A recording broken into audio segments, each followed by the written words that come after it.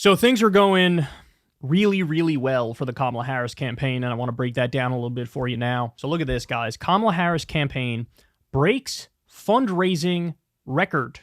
The campaign is fully funded ahead of November's election. I'll give you more of the specifics.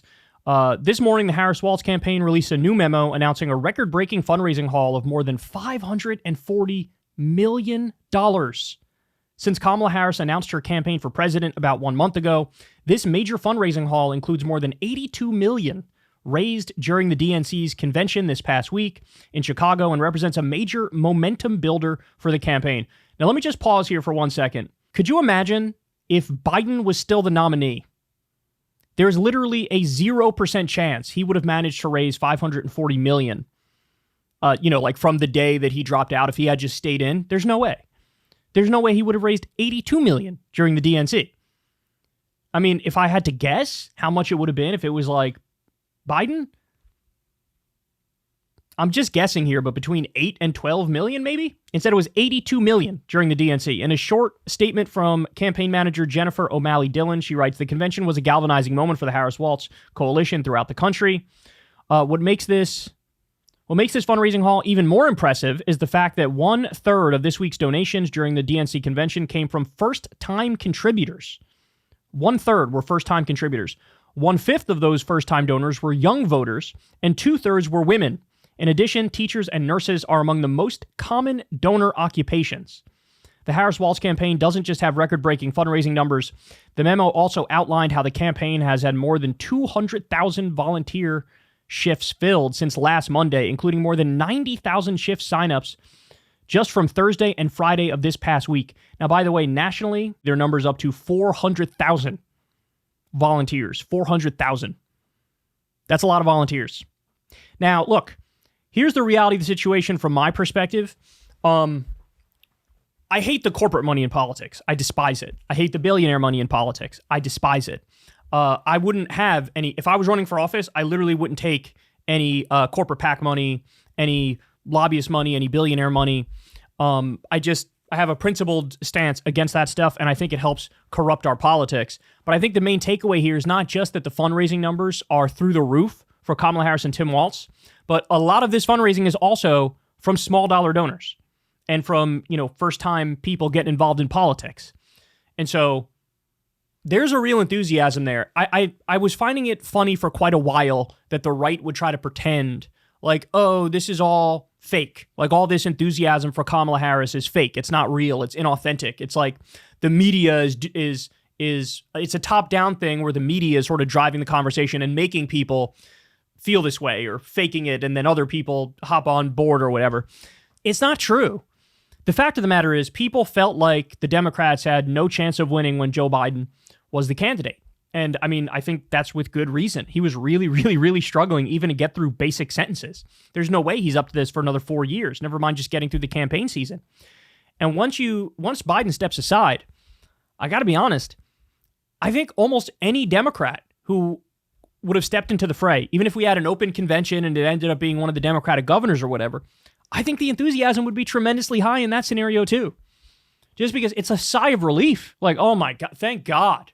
Thank God there's a non-Trump or Biden option, right? Where they're 1,000 years old and, they're just, even from a policy perspective, they're a mess.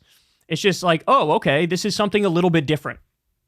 And so I think that that's where a lot of the enthusiasm comes from. And then also, as a campaigner, she's been way more effective this time than she was when she ran in 2020, where I feel like she was actually horrible on the campaign trail. But look, this is only part of the conversation about her meteoric surge. So this is from Nate Silver.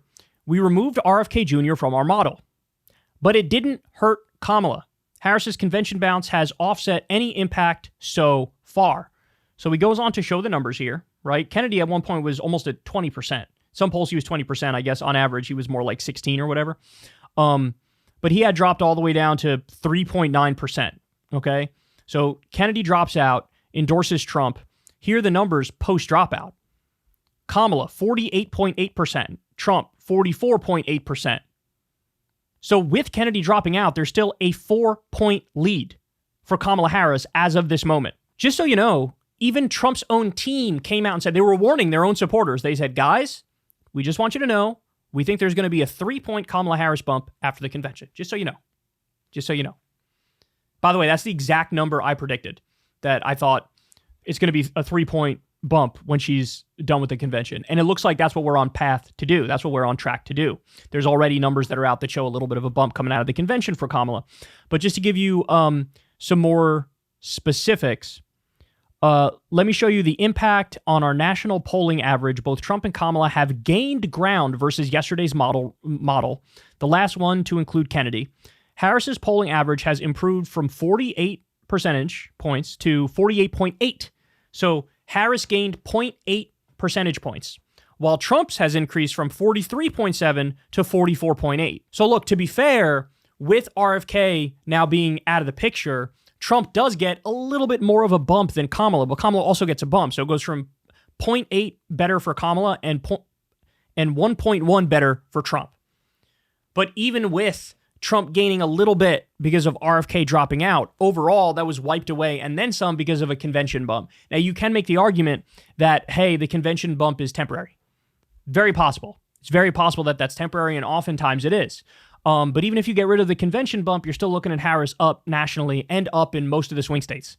So certainly right now, the trajectory is not looking good for Trump, but the race is not over. The race is not over. But one of the things that's been interesting to see is the opposite approach that Kamala is taking versus, say, Hillary did in 2016, where there was this real aura of entitlement to the Hillary campaign. Apparently, they were popping champagne on their plane before the results even came in, thinking that they had definitely beat Trump, and they didn't beat Trump. And they seemed very overconfident the entire time, and I really don't get that feeling from Kamala and Tim Walz. If anything, they're saying, look, we're the underdogs. We're still the underdogs. I don't care if we're up in the national polling. We're still the underdogs. And to keep that mindset, that's going to make you run through the tape more. That's going to make you fight harder.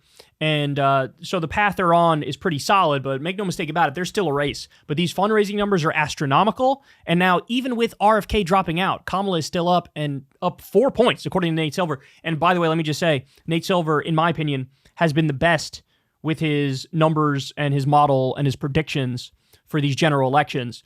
People give him a lot of shit because he said on election day in 2016 that Hillary had a 71% chance of winning, and he gets a lot of shit for that. But what people don't realize is every other pollster and election expert and statistician, they had Hillary over 90%. I mean, I remember like the Huffington Post one was over like 95%. It was preposterous. Whereas Nate's was Hillary at 71%. And look, you can stress, if you're at 71% likelihood of winning, I don't know how many of you out there have played poker. I love poker. If you're 71% going to the river, you're going to lose going to the river a reasonable amount of the time, like a non-insignificant amount of the time. And so that's what happened with Hillary. But the mindset is definitely different with Kamala and Tim Walz. But I'm sure Trump is not happy to see these numbers, that even with RFK Gonzo, it really didn't change much. And look, it makes sense. It really does make sense. Because, yes, most of the recent polls showed if RFK stayed in the race, he would have hurt Trump a little more, right? He would have hurt Trump a little bit more. But again, it's only like a little bit more. It's like 60-40 type deal.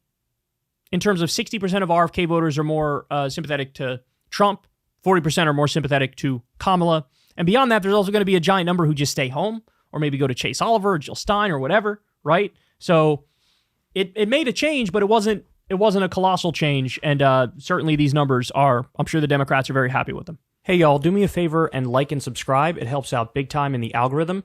Click the bell as well for notifications when videos drop. And watch that video on screen right now. You know you want to.